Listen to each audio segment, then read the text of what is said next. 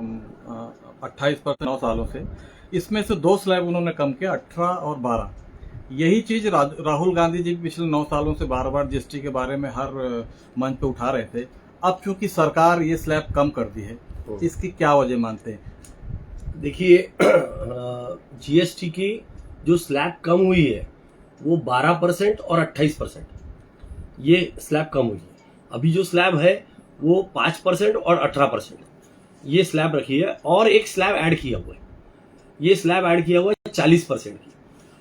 राहुल गांधी जी ने ये डिमांड जब जीएसटी लागू हुआ था 2017 में, तो जुलाई 2017 में जब जीएसटी लागू हुआ था उसके पहले से राहुल गांधी जी ने ये बोला था कि 18% शुड बी द मैक्सिमम, कि जो कैप होना चाहिए जीएसटी का वो 18% होना चाहिए।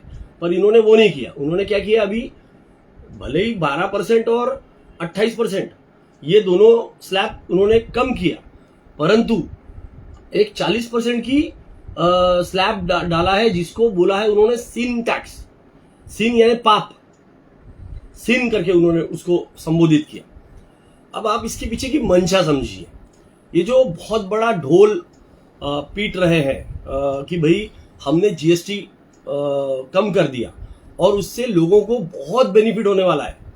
और आप तो आज के न्यूज़पेपर में भी आप देखेंगे कि थैंक यू मोदी जी के बड़े बड़े इश्तेहार चल रहे हैं। तो सबसे पहले आप ये सरकार की एक मंशा आप समझिए। जब टैक्स लगाया गया था तब टैक्स 12 बजे लगाया गया था। टैक्स लगाया गया था तो टैक्स को सेलिब्रेट किया गया था। ये पहला हमारा भारत देश पूरी दुनिया में एक अनोखा देश है जो देश किसी टैक्स को सेलिब्रेट करता है। उसके बाद में जब टैक्स लगा तो टैक्स लगने के पहले, यानी मैं आपको कुछ फिगर्स बताता हूं। 2013-14 का जो फाइनेंशियल ईयर है, जिसमें कांग्रेस की गवर्नमेंट, मनमोहन सिंह जी की गवर्नमेंट थी, उस टाइम पे जो जीएसटी का जो जीएसटी में जो टैक्स इंक्लूड हुए, यानी बहुत सारे टैक्स बंद करके एक टैक्स बोलते हैं ना, तो वो सबका टोटल जो था, उसका जो टैक्स का रेवेन्यू होता था वो था 4,95,680 फॉर एन ईयर एनुअली, जिसका अगर आप 12 से डिवाइड करोगे तो it comes to 41,306 crore. 41,306 crore यानी 4,95,680 करोड़ जो एनुअल टैक्स था, उसको अगर 12 से आप डिवाइड करोगे तो 41,306 करोड़ ये टैक्स था 13-14, यानी जो last financial year Manmohan Singh ji थे उसका। अब 2017 में अगस्त में जब जीएसटी लागू हुआ, जुलाई में लागू हुआ, अगस्त का फिगर मैं आपको बताता हूं। अगस्त का फिगर है 90,06,669 करोड़। तो 41,000 का 90 हो गया कितने साल में? जस्ट 4 इयर्स, 2014 से 2017। तो आप सोचिए कि जीएसटी लागू होने के बाद में वही जनता, वही इनकम, और टैक्स का बर्डन कितना बढ़ गया? करीबन 2.6 टाइम्स। 2.6 टाइम्स हमारे ऊपर टैक्स का बर्डन ज्यादा आ गया। तो आप इसकी वजह क्या समझ रहे हैं? जो अमेरिका ने टैरिफ 50% भारत पर लगाया है, और क्या सरकार इसकी वजह से ये जीएसटी में कम किया, या फिर और इसकी वजह? आप मेरी पूरी बात सुन लीजिए। अब जो 2017 अगस्त 2017 में ये चालू हुआ सिलसिला टैक्स का। अब उसके बाद में क्या किया गवर्नमेंट ने? अलग अलग छोटी छोटी चीजों को जीएसटी के दायरे में लाना चालू किया, और वो दायरे में लाने की वजह से क्या हुआ कि जीएसटी का जो कलेक्शन है वो बढ़ता गया। हर साल जब हर महीने जब जीएसटी के फिगर आते हैं तब मोदी सरकार छाती ठोक के बोलती है कि देखो इस साल हमारा जीएसटी का रेवेन्यू बढ़ गया, इस महीने हमारा जीएसटी का रेवेन्यू बढ़ गया। अभी अप्रैल 2015 का जो जीएसटी का रेवेन्यू है अप्रैल महीने का, वो 2.36 लाख करोड़ का है। 2,36,000 करोड़ रुपए का जीएसटी का रेवेन्यू है। यानी आप सोचिए हम शुरू कहां से हुए थे? 13-14 में महीने का 41,000 करोड़ रुपए से, और वो कहां तक पहुंच गए? 2,36,000 करोड़। यानी आज वही जनता जो 2013-14 में 41 लाख करोड़ रुपए हर महीने का टैक्स भरती थी, वही जनता आज 2025 में 2,36,000। आप मेरा एक ही प्रश्न है मोदी जी से, मोदी जी ये बताएं कि आपने ये जो 8 गुना 6-7 गुना जो आपने किया है 41,000 करोड़ से 2,36,000 करोड़, उतनी आपने आमदनी बढ़ाई क्या लोगों की? क्या लोगों की आमदनी बढ़ी है? नहीं, तो इसमें तो सरकार यही कहती है कि लोगों की आमदनी बढ़ी, इसलिए लोगों व्यापार बढ़ा, इसलिए तो टैक्स दे रहे हैं। सरकार का ये तथ्य है। नहीं, इसमें लोग जीएसटी में क्या कर दिया, पहले जो चीज के ऊपर टैक्स नहीं था वो चीज को टैक्स के दायरे में लाया गया। यहां तक कि कफन को टैक्स के दायरे में लाया गया। गंगा जल और कफन को भी टैक्स में जीएसटी में लगा दिया। क्या पेन, कॉपी, पेंसिल, हर चीज के ऊपर टैक्स लगा दिया। तो जो चीजें आज खाने पीने की चीजों को टैक्स के दायरे में ला लिया। तो जो चीजें टैक्स के दायरे में नहीं थी वो चीजों को टैक्स के दायरे में लाने से क्या हो गया, छोटी छोटी चीजें जो चीजों के ऊपर कभी टैक्स दिया नहीं जाता था वो टैक्स के दायरे में आने से जीएसटी का जो रेवेन्यू है, जीएसटी का जो रिकवरी है वो बढ़ती गई। आज 41,000 से हम 2,36,00,000 तक पहुंच गए। अच्छा, अब हमारे साथ में क्या मजाक किया इन्होंने? गवर्नमेंट का खुद का फिगर ये है कि इस छूट से ये जो अभी टैक्स स्लैब कम किया, इस छूट से हमारे एक्सचेंजर के ऊपर, यानी हमारा जो टैक्स का जो रिकवरी है उस पे एनुअली 48,000 करोड़ का बर्डन पड़ेगा। कितना? 48,000 करोड़ का। अब 48,000 को आप 12 से डिवाइड करो, यानी होता है 4,000 करोड़। क्या? तो मंथली आपका 4,000 करोड़ का आप कम वसूली करोगे। अब मंथली अगर 4,000 करोड़ का कम वसूली करोगे तो आपका जो रेवेन्यू अभी है 2,36,000 करोड़, उसमें से 4,000 करोड़ रुपए निकाल दो तो 2,32,000 करोड़ रुपए तो आप वसूली कर रहे हो। तो यानी मात्र 4,000 करोड़ के, 2,36,000 करोड़ में से मात्र 4,000 करोड़ की छूट देके आप क्या फुटाने दे रहे हो क्या लोगों को? वो 4,000 करोड़ की छूट दिया ना, उससे ज्यादा तो इन्होंने वो एडवर्टाइजमेंट में खर्चा कर देंगे कि बाप रे थैंक यू मोदी जी।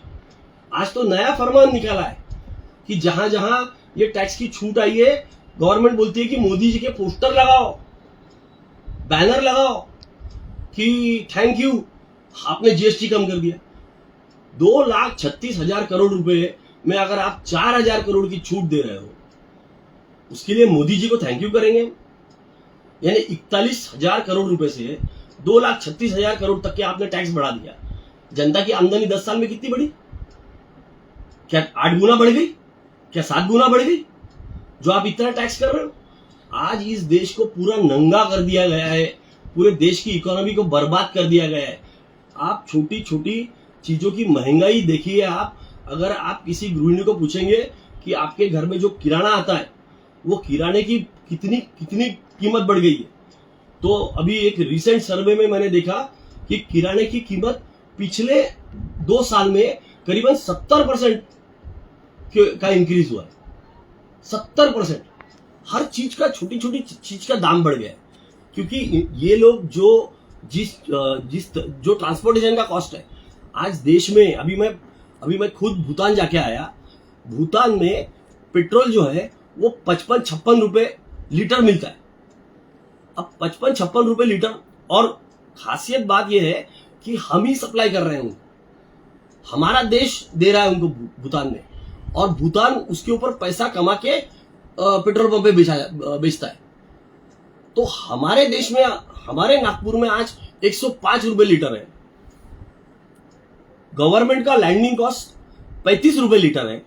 तो 35 रुपए के ऊपर आप 65 रुपए से ज्यादा, 70 रुपए से ज्यादा आप पैसे कमा रहे हो, यानी डबल से ज्यादा आप पैसे कमा रहे हो। ये तो लूट मची हुई है। सरकार का इसमें तथ्य रहता कि हम बाकी यहाँ से कमाकर दूसरी और भी चीजों पे हम अगर इतना पैसा इनके पास में आ रहा है, गवर्नमेंट को इतना अगर रेवेन्यू आ रहा है, तो वो जा कहां रहा है? क्योंकि आप जो रास्ते बना रहे हो उसके ऊपर तो टोल लगा रहे हो, जो रास्तों के ऊपर आप खर्चा कर रहे हो उसमें तो टोल लगा रहे हो। और आप आज के तारीख में जितने जितने वीडियो आपके सामने आ रहे हैं, जितने ब्रिजेस बन रहे हैं, जितने रास्ते बन रहे हैं, उसमें कितना बड़ा करप्शन आपको दिख रहा है, आंखों से दिखता है। नागपुर में ये गडकरी जी ये बोलते थे कि हमारे बनाए हुए सीमेंट रोड 200 साल चलेंगे। अरे 2 साल में उसमें क्रैक्स आ गए। आप कोई भी रास्ते पे चले जाओ, इतना घटिया दर्जे का काम हुआ है कि वो आने वाले दिनों में टिकेगा कि नहीं टिकेगा इसका कोई भरोसा नहीं। यानी घड़ाई से मड़ाई हो गई। और ये सिर्फ क्यों हुआ? अपने करीबी लोगों को कॉन्ट्रैक्ट देने का और उसमें से पैसा करप्शन करने का, एकदम डायरेक्ट करप्शन है ये। और जिस तरीके से ये सरकार चल रही है, ये सिर्फ जनता को लूटने का काम हो रही है और सिर्फ एडवर्टाइजमेंट की और हेडलाइन मैनेजमेंट की सरकार है, सिर्फ हेडलाइन मैनेजमेंट की सरकार है। लेकिन फिर भी उनके प्रवक्ता हर मंच में कहते हैं कि भाई जनता का ही तो साथ है, इसलिए बराबर तो है। बार-बार ये जीत वोट रहे चोरी हैं। के माध्यम से जीत के आ रहे हैं। ये जो इनका जो ये कहना है कि आज जो ये कहते हैं बार बार कि भाई फिर हमको वोट क्यों मिल रहा है? अरे वोट तुमको नहीं मिल रहा है, तुम वोट चोरी कर रहे हो। ये जो तुम जो घपले कर रहे हो, आज जो राहुल गांधी जी ने एक्सपोज किया इलेक्शन कमीशन को, उसके ऊपर इलेक्शन कमीशन जवाब नहीं दे रहा, बोलता एफिडेविट फाइल करो। 3 पूर्व जो इलेक्शन कमीशन है उनका इंटरव्यू सामने आया और उन्होंने तीनों ने बोला कि ये जिस तरीके से काम कर रहे हैं, इलेक्शन कमीशन का काम है, किसी साधारण व्यक्ति ने भी अगर उसके ऊपर आवाज उठाया, कोई गलती हमारी सामने लाई, तो हमारा फर्ज बनता है कि हम उसको हम रेक्टिफाई करें।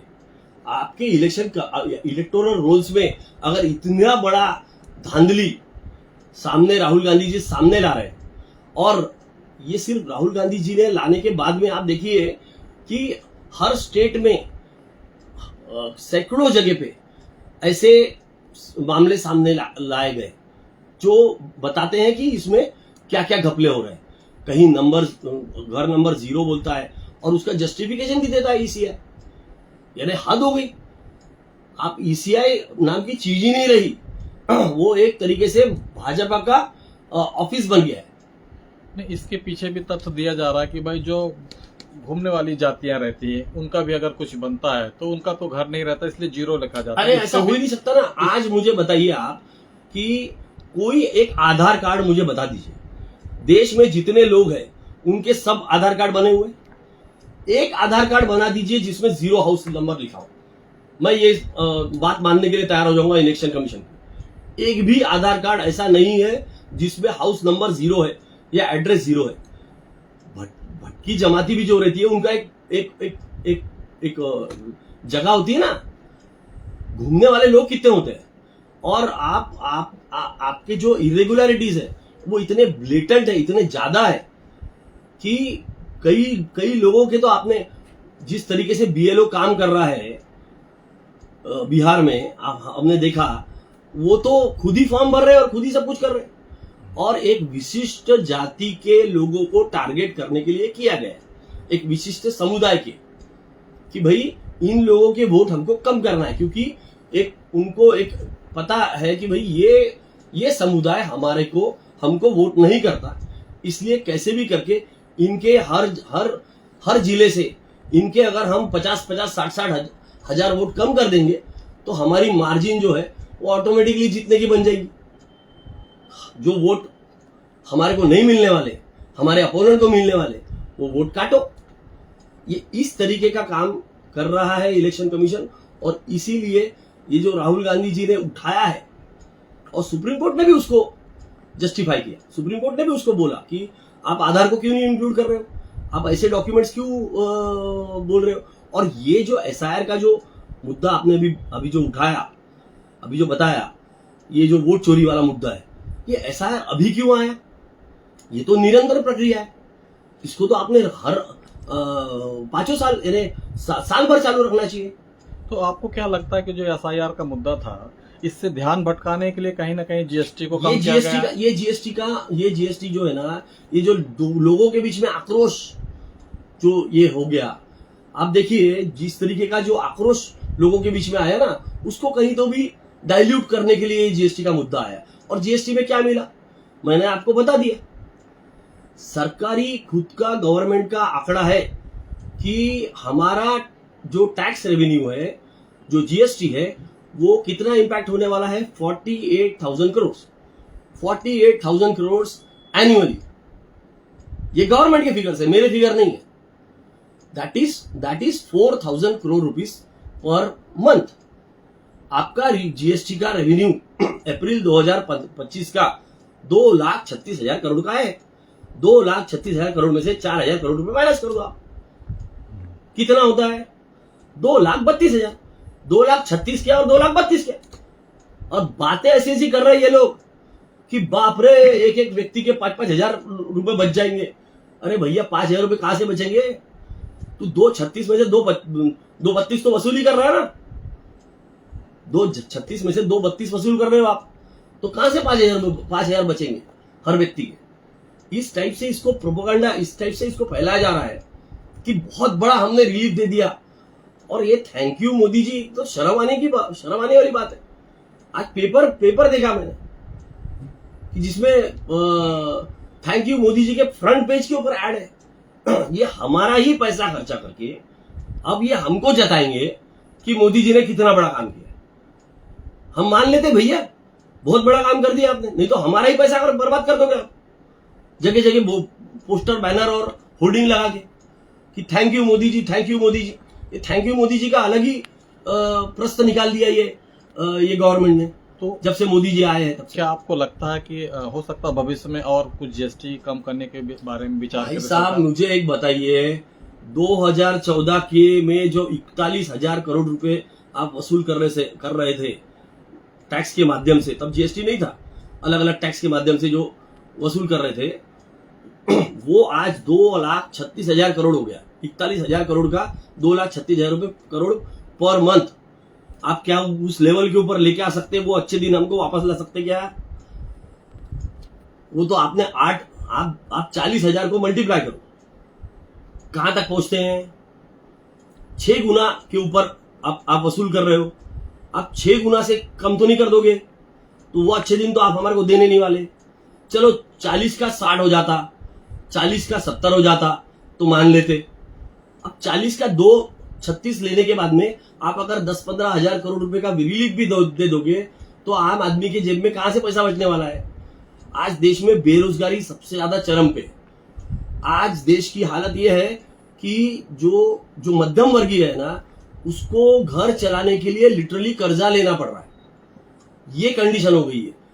लोन्स, जो क्रेडिट कार्ड्स है ना, सबसे ज्यादा डिफॉल्ट हुए। आप उसका निकालिए कि सबसे ज्यादा डिफॉल्ट अभी कुछ हुआ है, तो इस अभी ये समय में क्रेडिट कार्ड्स डिफॉल्ट हुए।